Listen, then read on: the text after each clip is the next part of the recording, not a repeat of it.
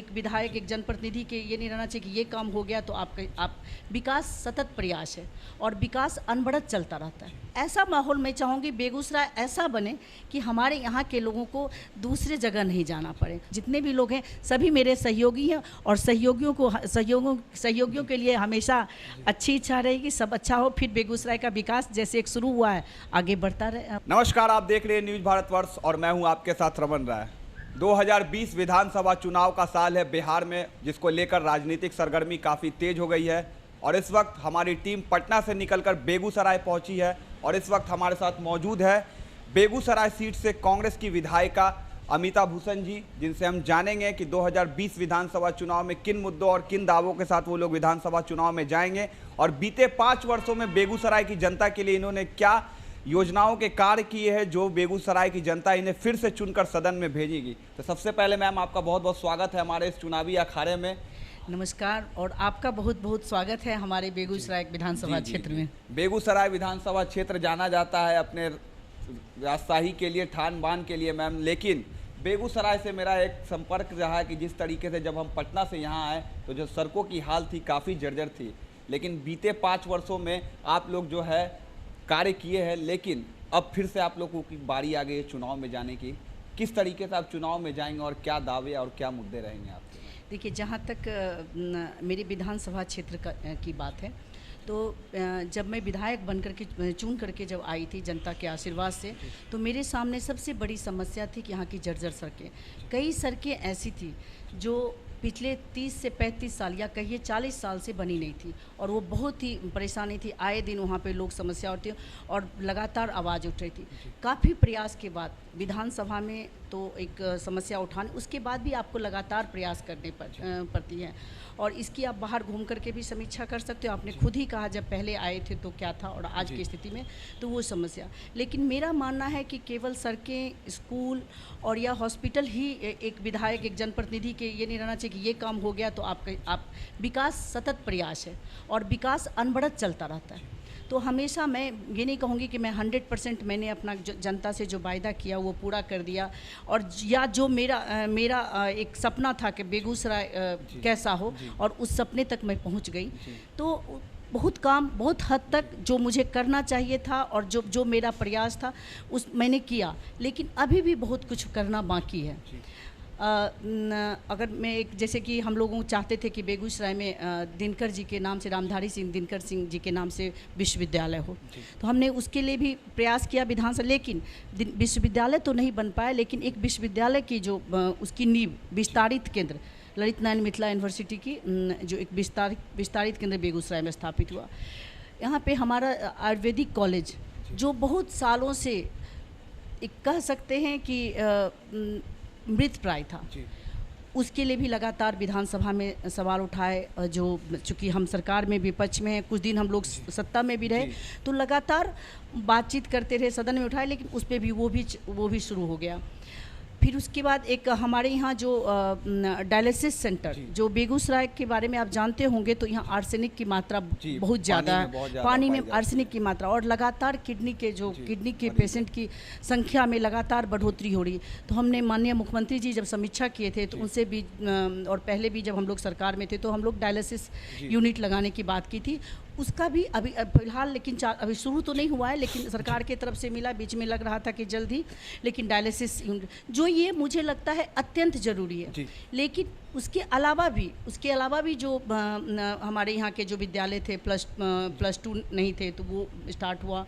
Hospital हमारे बीरपुर में hospital के लिए हम लोगों ने 30 बेड का लिया, उसके लिए भी मिला। लेकिन इन सब चीज़ों में कुछ काम धरातल पे आए, कुछ काम की शुरुआत है, कुछ काम आगे बढ़ना है। तो ऐसे कई काम है और इसकी समीक्षा आप बाहर भी घूम करके ले सकते हैं। लगातार आप अपने कार्यों को बता रही है मैडम कि 5 साल में हमने ये तमाम कार्य किए। जब आप 5 साल पहले चुनकर आई थी तो क्या अंतर दिखता है 5 साल पहले के बेगूसराय में और आज के बेगूसराय में? अंतर किस संदर्भ में? अंतर किस की सर संदर्भ मैंने में? बताया ना कि जिस आपने- जगह आप- पे जी, मैंने बोला सबसे बड़ी कहीं पर आवागमन का आवागमन, ये आसान मान लीजिए कोई बीमार कनेक्टिविटी हो गई, लेकिन अभी भी कनेक्टिविटी में सुधार की मैंने जरूरत बोला है। अभी भी सुधार बोले ना, विकास अनवरत चलता रहता है, विकास एक सतत प्रयास है और उसके लिए हम प्रयास कर रहे हैं और आगे भी प्रयास करते रहेंगे और हो रहा है। मैं ये बोली कि मैं अपने आप को 100% नहीं कह सकती, लेकिन काम चल रहा है और मुझे लगता है कि यहाँ की आम जनता भी इस बात को समझती होंगी। आम जनता तो बात को समझती है मैडम, लेकिन जो महागठबंधन में खींचतान है वो लगातार थमने का नाम नहीं ले रही है। कांग्रेस से आप आती हैं, कांग्रेस पार्टी की आप विधायिका है, लेकिन कुछ दिनों पहले की अगर बात की जाए तो कांग्रेस ने अपना सीएम उम्मीदवार एक घोषित कर दिया, जिसको लेकर काफ़ी खींचातानी भी हुई। आरजेडी जो है सीटों के बंटवारे को लेकर भी काफ़ी चिंतित है।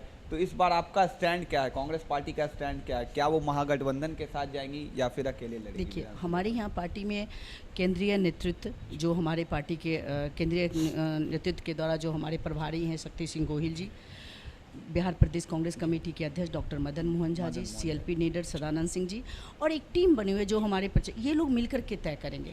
और जो हमारे महागठबंधन का क्या स्वरूप होगा, कौन शामिल होंगे, कितने सीटों पे हम लड़ेंगे, इसके लिए वो मिलके और उनके द्वारा दो भी तय किया जाएगा। हम लोग पार्टी के कार्यकर्ता हैं, जो भी वो तय करेंगे हम लोग उनके साथ मिलकर के काम करेंगे।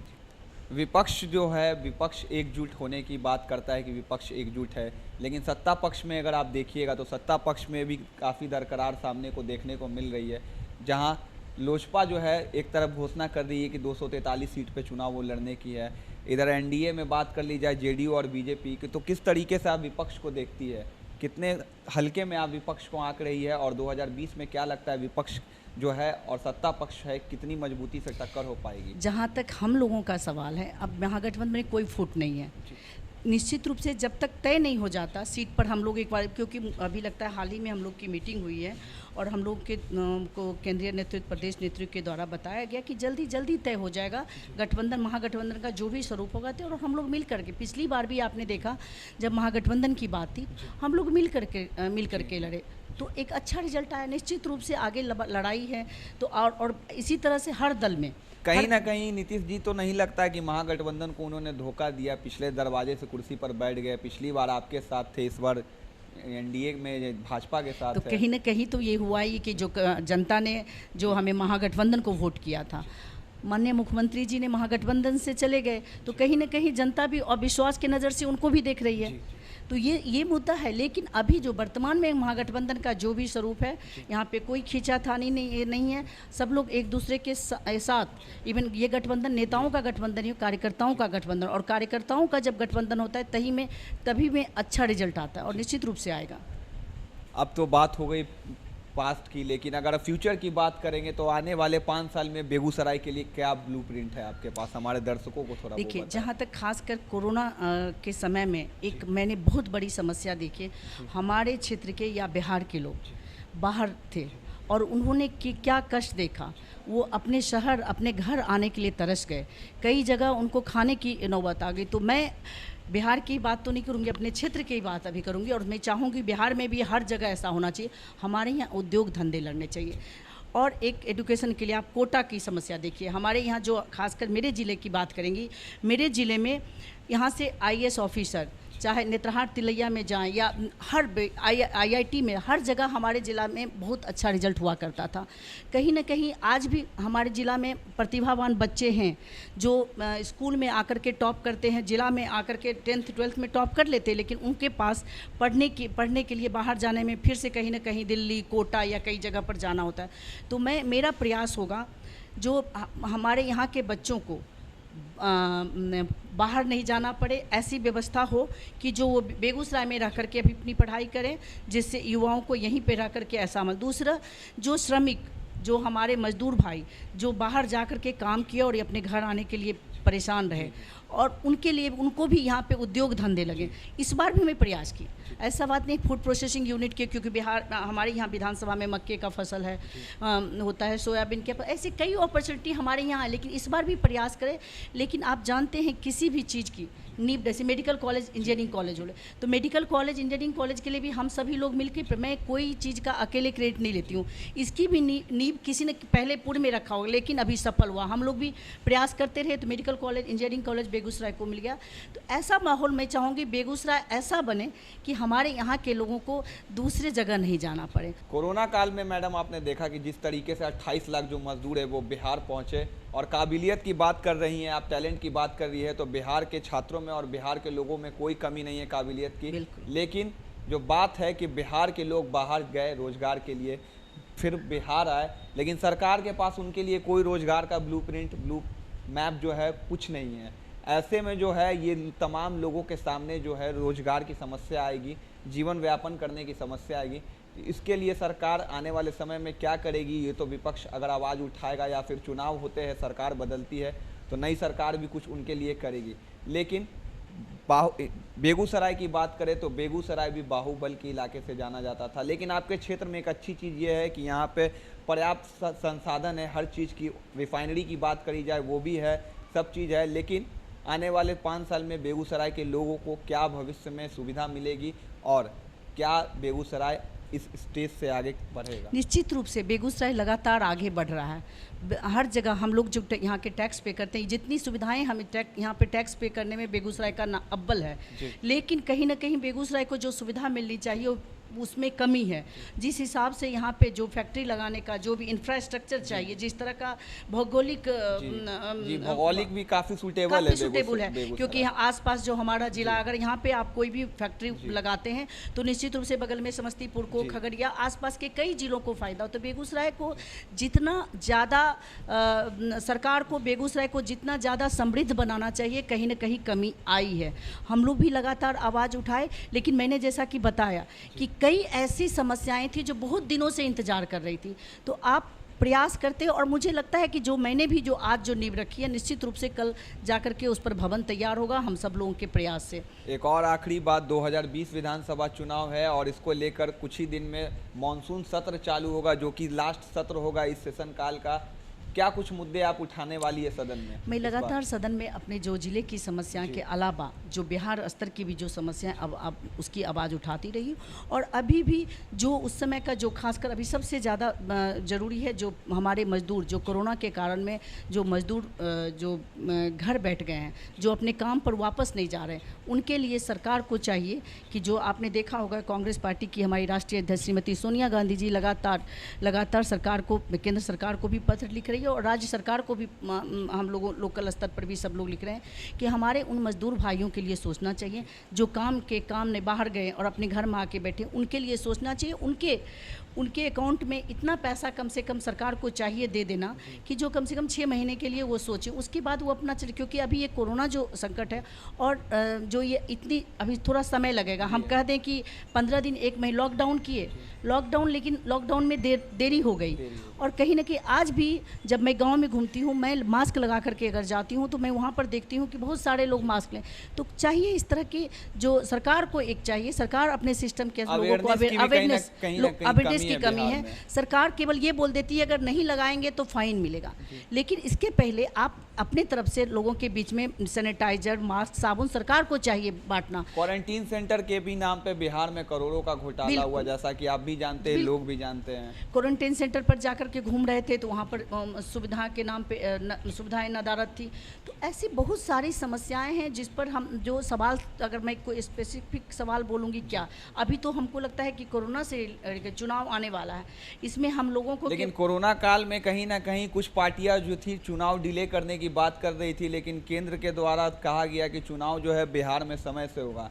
तो इसमें आप ये तो कहीं ना कहीं ये तो नहीं देखा जाता कि चुनाव आयोग भी कहीं ना कहीं केंद्र सरकार के दबाव में काम कर रहा है? देखिए, जो भी आज के दिन में कोई भी हमारी जो संस्था है सरकार की सतह, कहीं ना कहीं सरकार उस पर हावी है जी।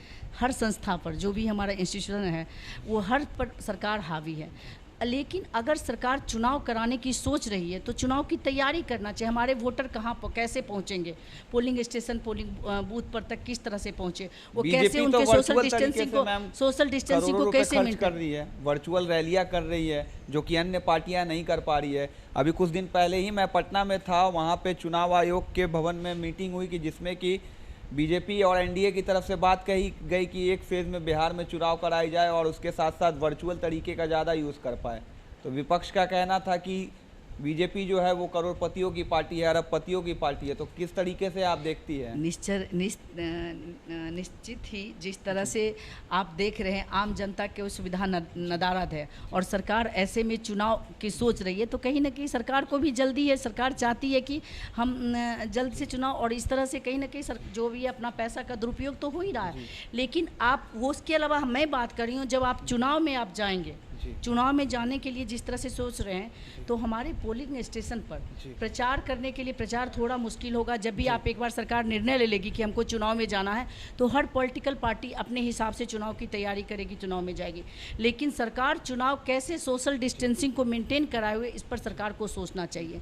जिस रफ्तार से हर ज़िले में कोरोना पेशेंट की संख्या बढ़ रही है, उस पर कंट्रोल कैसे हो, अभी टाइम है, उसके पहले सरकार को इस पर ध्यान रखना चाहिए।